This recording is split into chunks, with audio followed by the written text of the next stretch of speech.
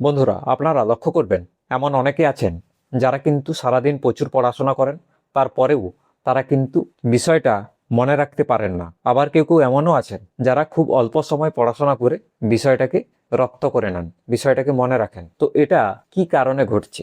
এখানে কিন্তু ব্রেন পাওয়ার কাজ করছে না, এখানে কাজ করছে টেকনিক্স।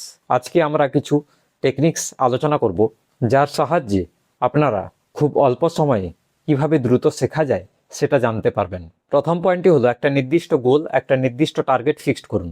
আমাদের ব্রেন তখনই অ্যাক্টিভ থাকে যখন আমরা কোনো কিছু বিষয় শেখার জন্য একটা নির্দিষ্ট গোল ফিক্সড করি, একটা নির্দিষ্ট টার্গেট রাখি। যে কোনো বিষয় শেখার আগে প্রথমে নিজেকে প্রশ্ন করুন, আপনি বিষয়টা কেন শিখতে চাইছেন, আপনার শেখার পিছনে কি কারণ রয়েছে, এবং যেটা আপনি শিখতে চাইছেন সেটা কত দিনের মধ্যে আপনি শিখতে চান। 7 দিন হতে পারে, 10 দিন হতে পারে, 1 মাস হতে পারে, সেটা ফিক্সড করুন। তাহলে আপনার ব্রেন সেই মতো অ্যাক্টিভ থাকবে, সেই মতো কাজ করবে। একটা কথা মাথায় রাখবেন, যখন আমাদের গোল ফিক্সড থাকে, যখন আমাদের টার্গেট ফিক্সড থাকে, তখন আমাদের ফোকাস কিন্তু 2x পরিমাণ বেড়ে যায়, অর্থাৎ আমাদের ব্রেন দ্বিগুণ পরিমাণে কাজ করতে পারে। 2 নম্বরে যে পয়েন্টের কথা বলবো সেটা হচ্ছে 80-20 রুল, যে মেথড, সেটাকে ফলো করার চেষ্টা করুন। বিষয়টা কি চলুন জেনে নেওয়া যাক। যে কোনো সাবজেক্ট আমরা যখন পড়াশোনা করি, যে কোনো টপিক যখন আমরা জানতে চাই, সেক্ষেত্রে এই 80-20 মেথডটা কাজে লাগে। এর মানেটা হলো, যে কোনো বিষয় শেখার জন্য জাস্ট আপনারা 20% শেখার চেষ্টা করুন, অর্থাৎ কোর বিষয়টা, মেন যে জিসটা, ওই জিসটা শেখার চেষ্টা করুন, জিসটা জানার চেষ্টা করুন। কোর কনসেপ্টটার উপর জোর দিন। বাকি ডিটেলসটা পরে পড়েও আপনারা বিষয়টা জানতে পারবেন, কিন্তু প্রথমে কোর কনসেপ্ট, এটার উপরে জোর দিতে হবে। 3 নম্বর যে পয়েন্টের কথা বলবো সেটা হচ্ছে অ্যাক্টিভ রিকল পদ্ধতি। এই অ্যাক্টিভ রিকল পদ্ধতির সাহায্যে আপনারা সহজে যে কোনো বিষয় মনে রাখতে পারবেন। অ্যাক্টিভ রিকল পদ্ধতিটা কি চলুন জেনে নেওয়া যাক। আমরা যখনই কোনো বিষয় পড়াশোনা করি, কোনো বিষয় শিখতে যাই, শুধুমাত্র পড়ে গেলেই হবে না, শুধুমাত্র জ্ঞান অর্জন করলেই হবে না। আপনি নিজেকে প্রশ্ন করুন তো, যে কোনো বিষয় পড়ার 10 মিনিট পরে আপনি কি বলতে পারবেন যে বিষয়টা আপনি পড়েছেন তার কনসেপ্টটা কি ছিল, তার মূল বিষয়বস্তুটা কি ছিল? যদি আপনার মন থেকে প্রশ্ন আসে, হ্যাঁ আমার কনসেপ্ট ক্লিয়ার আছে, আমি অন্য কাউকে শেখাতে পারবো, আমি ক্লাস 12-এর একটা বিষয় পড়লাম, আমি ফার্স্ট ইয়ারের একটা সাবজেক্ট পড়লাম, সেটা যদি আমার মনে হয় যে হ্যাঁ আমি এমনভাবে শিখে গেছি, এমনভাবে বিষয়বস্তুটা বুঝে গেছি যে আমার যে কোনো ফ্রেন্ডকে আমি বোঝাতে পারবো, যে কোনো ভাই বোনদের বোঝাতে পারবো, তাহলে হ্যাঁ আপনি সঠিক পথে আছেন। এটাই হচ্ছে অ্যাক্টিভ রিকল পদ্ধতি। এটার সাহায্যে আপনি সহজে মনে রাখতে পারবেন। যে কোনো বিষয় আপনি পড়াশোনা করুন না কেন, যে কোনো সাবজেক্টই আপনি পড়াশোনা করুন না কেন, স্টাডি করুন না কেন, শুধুমাত্র পড়ে গেলেই হবে না। অ্যাক্টিভ রিকল পদ্ধতির মেন কোর বিষয়বস্তুটা হচ্ছে যে শুধুমাত্র পড়া নয়, তার সঙ্গে শেখাটাও জরুরি।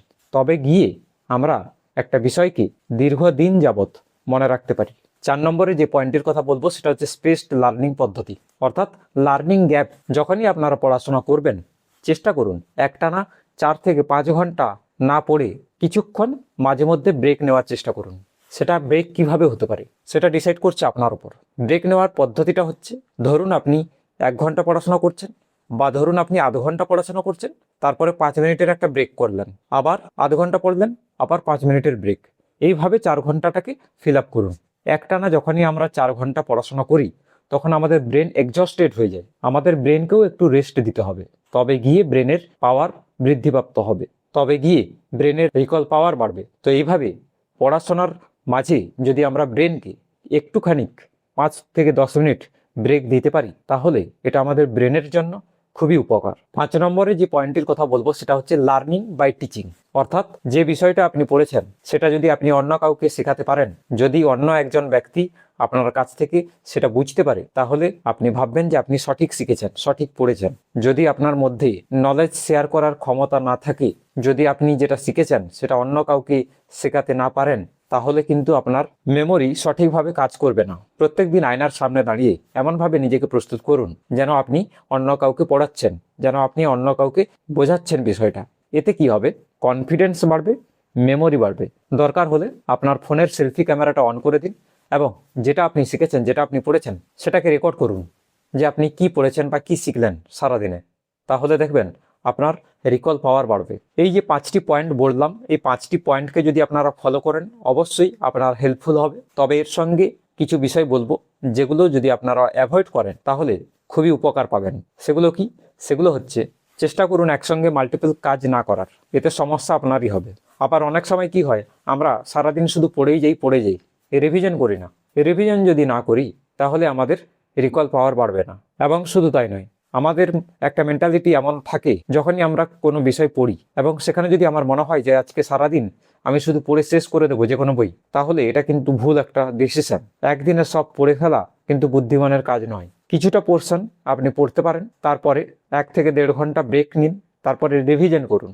যতদূর আপনি পড়লেন, যতটুকু বিষয় আপনি পড়েছেন, সেটাকে রিভাইজ করার চেষ্টা করুন। এতে মেমোরি পাওয়ার ইনক্রিজ হবে। এই ছোট্ট ছোট্ট টেকনিক্সগুলো যদি আপনারা ফলো করতে পারেন, আপনারা অবশ্যই রেজাল্ট পাবেন। এই ছিল একটা ছোট্ট ইনফরমেশন যে কিভাবে আপনারা খুব কম সময় পড়েও নিজেরা অনেক বেশি বিষয় মনে রাখতে পারবেন, অনেক বেশি কিছু শিখতে পারবেন। তো বন্ধুরা, যদি এই ভিডিওটি ভালো লেগে থাকে এবং আপনারা নতুন কিছু জানতে পেরেছেন, নতুন কিছু শিখতে পেরেছেন, তাহলে অবশ্যই ভিডিওটিতে একটি লাইক করুন।